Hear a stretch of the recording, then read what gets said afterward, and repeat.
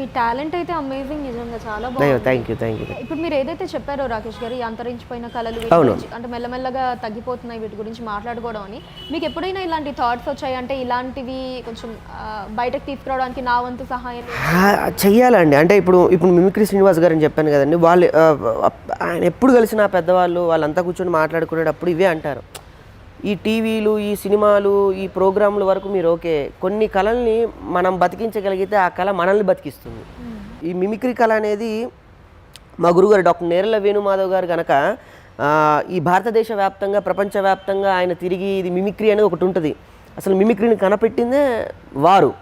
అటువంటి వ్యక్తి కృషి చేయకపోతే ఈరోజు మిమిక్రీ అనేది ఒకటి ఉంటుంది, కొన్ని వందల మంది మేము ఇలా బతకం. అలాంటిది మనం దాన్ని బాగా కృషి చేస్తూ వెళ్తే కనుక డెఫినెట్గా మనకు గుర్తింపు, మనకు ఒక ఆ టైప్ అందరూ ఉంటారండి. అందరిలో మనం వెళ్తే పెద్ద ఏముంటుంది చెప్పండి, మనకంటే ఒక సపరేట్ జంక్షన్ ఉంటే బాగుంటుందని నా డిజైన్. డెఫినెట్లీ నేను ఎప్పుడైనా ఇందులో ఒక డిగ్రీ చేయాలని నా కోరిక, డెఫినెట్లీ చేయాలి. అలానే ఈ మధ్య అందరూ కూడా మనకి సోషల్ మీడియా అన్నది విస్తృతంగా డెవలప్ అయిపోయింది, డిజిటల్ మీడియా అన్నది కూడా. Social media is depend on to the art కాదండి అది. ఎందుకు నేనేది ఇప్పుడు డిజిటల్ మీడియా అన్నది మనకి బాగా ఎక్స్పాండ్ అయిపోయింది, ప్రతి ఒక్కళ్ళు కూడా వాళ్ళ ఓన్ ఛానల్స్ పెట్టుకుంటున్నారు. ఓన్ ఛానల్స్ పెట్టుకొని ఎవరి టాలెంట్ వాళ్ళు చేసుకోవచ్చు. కాకపోతే ఒక దరిద్రం ఏంటంటేనండి, ఈ సోషల్ మీడియా, యూట్యూబ్ ఛానల్ వచ్చాక ఎవరి వాళ్ళు కానీ అక్కడ ఏంటంటే నిజమైన టాలెంట్ బతకట్లేదు. ఎవరినో తిడితేనో, ఏదో కాంట్రవర్సీ చేస్తేనో అక్కడ వ్యూవర్షిప్ వస్తుంది తప్ప, మీరు కూర్చొని ఒరిజినల్గా మీ టాలెంట్ మీరు ప్రూవ్ చేసుకొని అది కనుక యూట్యూబ్లో పెడితే ఎవడు చూడడు. మీరు ఎవరినైనా తిట్టి పెట్టండి, నైట్ వైరల్ అవుద్ది. తిట్టుకోవడం ఒక వైరల్ అయిపోయిందండి ఇవాళ రేపు. ఒరిజినల్ టాలెంట్ ఎక్కడా లేదండి. ఏది రాకేష్ గారు మాకు ఒక వైరల్ వీడియో ఇవ్వండి అయితే. ఇప్పుడు అయ్యయ్యో అలాంటి ఇదే ఇప్పుడు అన్నానుగా సోషల్ మీడియా మీద ఇదే పెద్ద ఇది. ఇప్పుడు మనం ఇలా కూర్చొని ఇంత పద్ధతిగా మాట్లాడుకుంటుంటే ఎవడు చూడడు.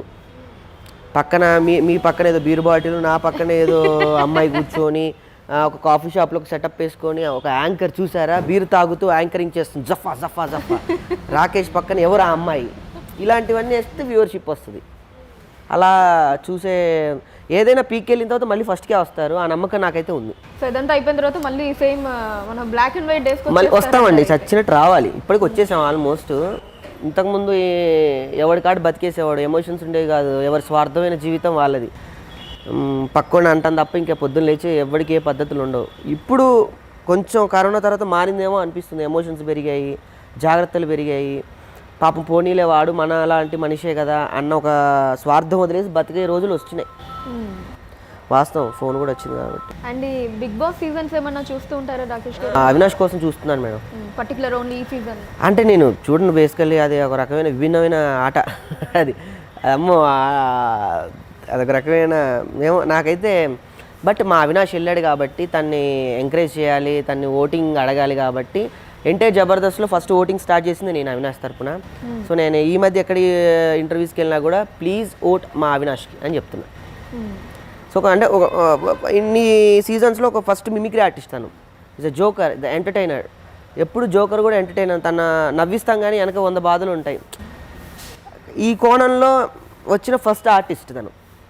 సో అందులోనూ చాలా బయట ధైర్యం చేసి కొన్ని బేర్ చేసి వెళ్ళాడు తను. అదే అది తను షోలో కూడా చెప్తూ ఉన్నాడంటే బయట తీసుకోమన్నారు, అవమానించారు, ఇలా ఇలా అదొక అది.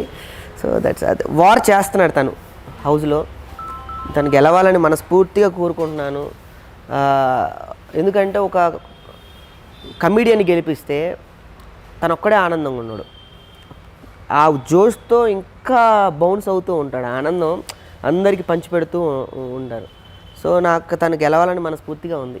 యాజ్ అ ఫ్రెండ్గా కావచ్చు, వెల్ విషర్గా కావచ్చు, మీరు అవినాష్ డెసిషన్ని సపోర్ట్ చేస్తారంటే ఇప్పుడు ఈ ప్లాట్ఫామ్ వదిలి ఏదైతే తను మీరు ఇందాక అన్నట్టు రిస్క్ తీసుకొని ఎంటర్ అవ్వటం, అంటే ఇందులో మనం ముసుగులో గుద్దులాటుగా మాట్లాడుకోవాల్సిన అవసరం లేదు, ఎందుకంటే తనే షోలో బాహటంగా చెప్తున్నాడు మళ్ళీ నన్ను తీసుకొని అన్నారు ఆ షోలోకి అని చెప్పి. సో ఈ డెసిషన్ ఏదైతే ఉందో as a friend and well విషర్గా సపోర్ట్ చేస్తారా? మీరు కాంట్రవర్సీ చేయననే కాంట్రవర్సీ చేస్తాను. కాంట్రవర్సీ ఇది పెద్ద సబ్జెక్ట్ మేడం. నాకంత అంటే ఎవరి డెసిషన్ వాళ్ళది. ఇప్పుడు ఈ ఇంటర్వ్యూకి వచ్చి నన్ను ఇంటర్వ్యూ చేయాలనే డెసిషన్ మీది, అంతే తప్ప మిమ్మల్ని పిలిచి భయపెట్టో లేకపోతే కోపెట్టో లేకపోతే మిమ్మల్ని ఏమంటారు వేరే రకంగా చేసి ఇక్కడ కూర్చోబెట్టి ఇంత ఫ్రీగా ఇంటర్వ్యూ చేయలేము మనం. అది నేనైనా అయి ఉండొచ్చు, మీరైనా అయి ఉండొచ్చు. అది ఎవరి ఇష్టం వారిది, అది ఎవరి డెసిషన్ని మనం కాదనలేము. అది ఎవరి ఓన్ డెసిషన్ వాళ్ళది లైఫ్లో. సో తనకి అది నచ్చింది, తను అది చేశాడు అంతే తప్ప మనం ఏం అనలేంగా, అనకూడదు కూడా. సో అదే సరే ఓకే, అది మీ వరకు వస్తే మీకు అలాంటి ఆపర్చునిటీ మీరు వెళ్తారా? తల్లి మా ఇంట్లో నేను గంట కూర్చోమంటేనే నాకేం అర్థం కాదు, ఏంటి 4 గోడల మధ్య అని. ఎంత సొంతగా ఇల్లు కట్టుకున్నా కూడా ఒక రోజు బాగుంటుంది, 2 రోజులు బాగుంటుంది, 3 రోజుల తర్వాత మనకే మార్చేయాలి, ఆ సామాన్లు ఇక్కడ, ఈ సామాన్లు ఇక్కడ, బయట తిరగాలని వెళ్ళిపోవాలని ఉంటుంది. మనకి కష్టం, ఆ హౌజే కష్టం. సో ఇన్ కేస్ ఎఫిషియల్లో వచ్చినా సరే వెళ్ళరు. అండ్ ఇంకే ముందు ఎప్పుడైనా వచ్చింది డెఫినెట్లీ వచ్చే ఉంటుంది, వెళ్ళలేదైతే. మా అన్నయ్య నన్ను అడిగారు, ధనరాజు గారే, ఎరా వెళ్తావా మాట్లాడినా. అసలు ఫస్ట్ వద్దంటారు, మా ఇంట్లో వాళ్ళే వద్దంటారు. మా అన్నయ్యకి కూడా తెలుసు నా బిహేవియర్ ఏంటి, నేనేంటి అని. నేను సూట్ అవ్వను అక్కడ, అక్కడ చాలా ఉంటాయి. ధనరాజ్ గారు మీరు వెళ్తారా? ఖచ్చితంగా. మీరు బిగ్ బాస్కి వెళ్తారు, వెళ్ళి ఏం చేస్తారు అక్కడ? అంటే మామూలుగా ఇట్లనే ఇంటర్వ్యూ చేస్తారు అందరిని కూర్చోబెట్టి? అక్కడ ఇంటర్వ్యూ చేసే ఉండదు కదా, మేబీ టాస్క్ అక్కడ అన్ని కెమెరాలే ఉంటాయి, మీరు ఏ కెమెరా దగ్గర కూర్చుంటే అదే ఇంటర్వ్యూ. అప్పుడు బిగ్ బాస్ని చేయాలి ఇంటర్వ్యూ అంటే వెళ్ళాలని ఉంది మీకు, అంతేనా? సో నెక్స్ట్ సీజన్లో తను వెళ్తుంది. సో ఇప్పటి నుంచే మీరు తను బిగ్ బాస్కి వెళ్ళడానికి ప్రమోట్ చేయండి బాగా.